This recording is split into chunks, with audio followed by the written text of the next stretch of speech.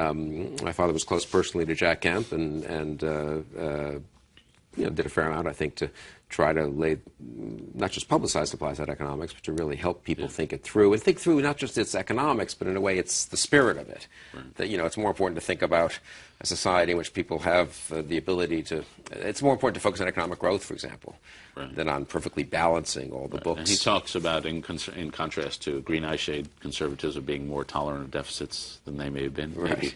Now we've gotten a little out of control. Yes, exactly. Well, he would understand that. Exactly. Now, as he starts writing about supply-side economics in the 70s and 80s, he gets a column in the Wall Street Journal where he's writing, and it seems to me, and then famously he moves from New York to Washington. Right. And this is, I think, a difference, say, between his life and maybe your life. The closeness, if you're in this line of work, you get to actual politicians. Right. And he got closer, but maybe never as close, obviously, as you have. No, and he never worked in government except for serving in the Army. And no, and he told me, I remember this, growing up, we didn't know anyone.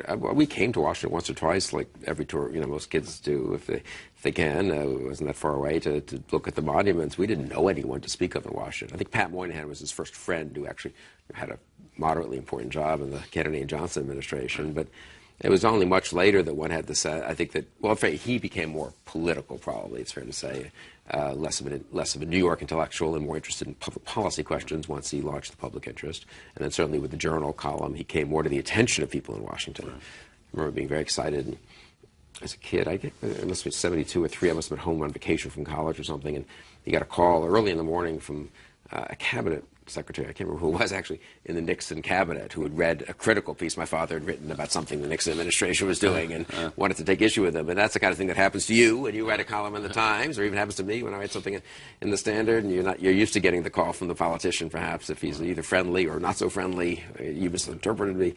And I remember that something that never had happened, and when he had written essays on in commentary, or they weren't writing. Well, I think I guess they called. They didn't call. They just since they were literary and intellectual types, they sulked and then took retribution. A year later with a nasty essay somewhere. But so he did get much more interested in politics and public policy. But of course, politics got more interesting in a certain sense. I think that's what he would say. That in the late '60s. Cultural, social, philosophical issues intervened in what had been for maybe 20 years after World War II a reasonably placid kind of American political system, but that changed, of course, in the 60s. And so, in that respect, he got interested in politics because politics got interested in all the rest of us, but he didn't. He and my mother did move to Washington in the mid '80s, and very much enjoyed moving here. A lot of that was more personal. We were here and had kids, and my sister was nearby, and they had kids, and so I think they liked living in Washington. But also, I think I said Washington got more intellectual, of course. Right. Washington with Charles Krauthammer and George Will and David Brooks writing columns is a different Washington from the Washington of, that he remembers as a young man, which was just a place of political bargaining and no intellectual life. Right. And he played poker here. He played poker here. And there's a very good essay in the book on Las Vegas, which may be unexpected for some people to. But no, I think his poker game was, I don't know if you can even say who was in that poker game. I think it had a couple of Supreme Court justices, I think, and other Washington types, and I think it was a low-stakes game, and of course very carefully regulated. I'm sure it all complied with all applicable ethics. If you give me this decision, I'll give you... It complied with all applicable ethics regulations, I'm sure. No, he always liked, actually, poker, but he has a funny essay on Las Vegas, very interesting essay on Vegas, and... how he personally liked gambling. He wasn't a huge gambler by any means. He had a poker game in New York, I remember as a kid, sort of, watching sort of the adults. I mean, I think it rotated among certain apartments, but it would be in our house, I suppose, once every 6 months or so, just on the normal rotation. And, his friends would show up, and Dan Seligman, whom I think you knew, was a great friend of his from Fortune magazine, and other kind of journalist types, and play I guess what now would be regarded as a ridiculously low-stakes poker game, but it's for us as a middle-class family on Riverside Drive, and my father was working at a publishing house. It seemed to me, like pretty high stakes, enough to get people to take it seriously, a few $100s. Seligman was a math genius. I wouldn't have played with him. Seligman was always won. I think my father was a pretty good poker player, but I think Seligman Dan always won and would walk away with $200 or something at the end of the evening. But he always had a taste for gambling. But he also thought And that's what that essay from, I think it's 73, is about. Is it's one thing to have gambling available to people. It's an occasional recreation. It's another thing to have it everywhere. And it's a third thing, and this is what he's objecting to have the state sponsoring it and subsidizing it. And as he says in that essay, I just reread that one. It's a memorable one, actually. There's something crazy about the state telling you there's a minimum wage law. You can't work for less than $8 an hour. But here's a lottery. Why don't you take all your hard-earned money and bet it on some very bad odds bet in the hopes of striking it rich? And here's some advertisements to even induce you to do it. And what kind of character does that foster in the citizenry? What kind of lesson does that teach about thrift and savings? And so it's and that gets back to Republican virtue and the interest in virtue as opposed to just money, and making the GDP a little higher. Absolutely. Now we've got just a few minutes left, but I want to get two other subjects. One is foreign policy, very quickly. People are very familiar with your positions that you've taken. Would you say you and he were of similar mind on foreign policy questions? Yes, I think we probably, the neoconservatives of the Bush administration, for various tactical and other reasons, perhaps we thought we were right, of course, emphasized the sort of democracy promotion side of a strong American foreign policy a little more than he did, though if you read his essays, including the one in 76 on neoconservatism, he says America's a great power, it should remain a great power, and part of being a great power is standing up for your principles, not just your interests. And we have an interest in democracy being strong around the world.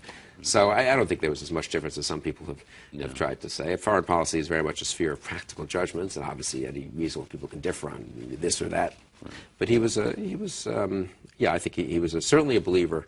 He says this in the very late essay, in American greatness, and he thought people who thought America were going to withdraw. He's a very good essay from the 70s, where right after Vietnam, where he says some people think Vietnam's for the end of American interventions around the world, and America's going to retreat.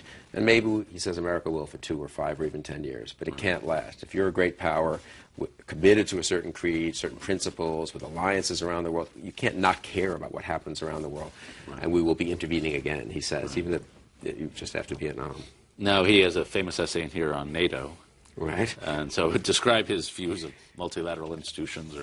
He was a skeptic in general about the UN and multilateral institutions. I think he thought that they might be useful, but that we shouldn't kid ourselves that the world's going to change. Again, we tend to forget. We've gotten pretty hard-headed again after maybe a year of entrancement with President Obama's hopes to change people by rhetoric. And, he thought the world was full of nations who will pursue their interests, and some of them will be hostile. And, of course, this was in the Cold War.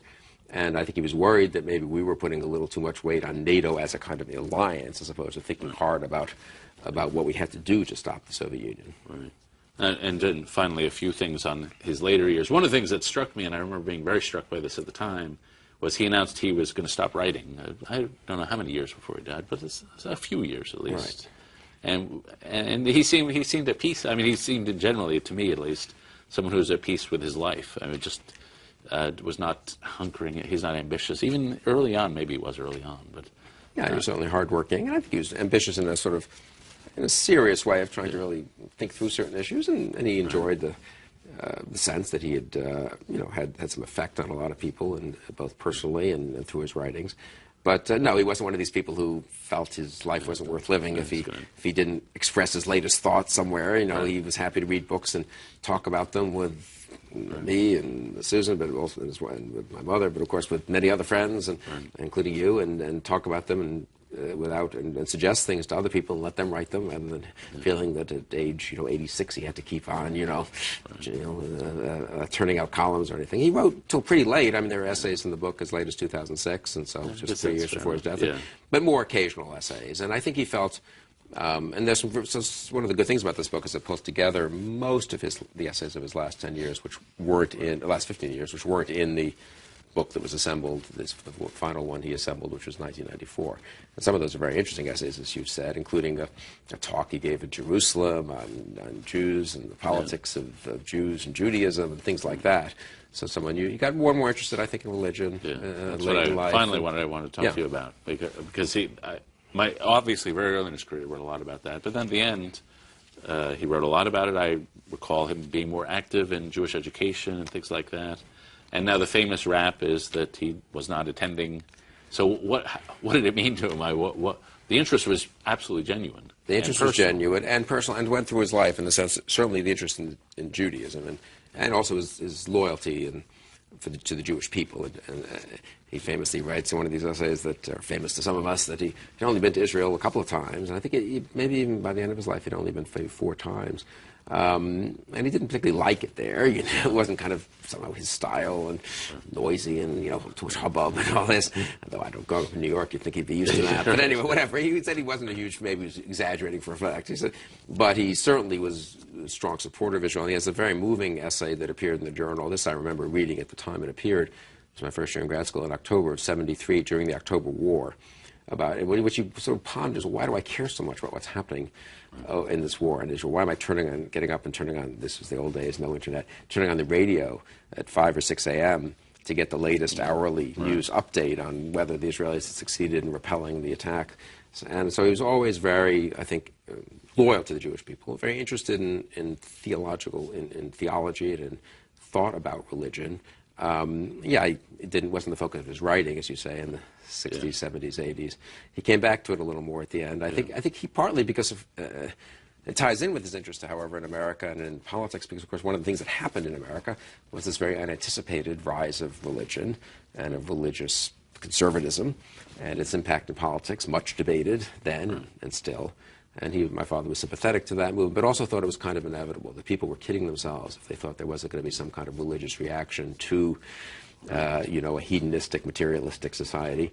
And the character of that reaction he thought was very interesting intellectually, but also important politically and sort of sociologically. And it struck me that there is some Judaism throughout his writing, especially the emphasis, and he writes about this in one of the essays, the late essays in the book on Judaism, how concrete the religion is, how it is about moral realism. It's not about abstract. It's about what do you do in this specific circumstance and how you behave more than maybe what the state of your inner state is. Right, and I think he always liked what he once called the rabbinic strain of Judaism better than the prophetic strain. Of course, most rabbis these days, for a long time, especially perhaps Reform rabbis, but conservative rabbis too, love to talk about what Judaism has to tell the world about justice, and I think my father was more impressed by the practical achievements of Judaism in terms of shaping people's character and creating this impressive and somewhat noble edifice over the centuries, but that was a hard-headed and realistic one. It didn't tell people to turn their backs on the world. It didn't tell people to turn the other cheek. Maybe it was sometimes interpreted that way, but that's certainly that's not the better way to interpret it. So, but some of the late essays from the 90s on both on the politics of Jews, but also on Judaism per se, are very interesting, I think. And it's useful that they're in this book because they appeared in some very good journals, but sort of somewhat obscure journals that one wouldn't normally have at hand, I would say. And would you say personally he had friendships? Obviously, when I think of the people I know who were just social buddies, at least in later years, Erwin Stelzer was an economist, Charles Krauthammer, the famous columnist. Did he have personal contact with some of the evangelical movement? Did he have friends? I would say not. I'm trying to think. I mean, he had friends who were serious Christians, certainly, and serious Catholics, but not routine contact with major famous pastors. I think he'd shaken hands with Pat Robertson once or twice, or Jerry Falwell, maybe. I don't even know. But no, that wasn't his world, really. I mean, his world was he a signer of petitions? Very little. He did sign one endorsing Nixon for re-election in 1972 that was circulated among professors, and he was teaching at the time at NYU Business School.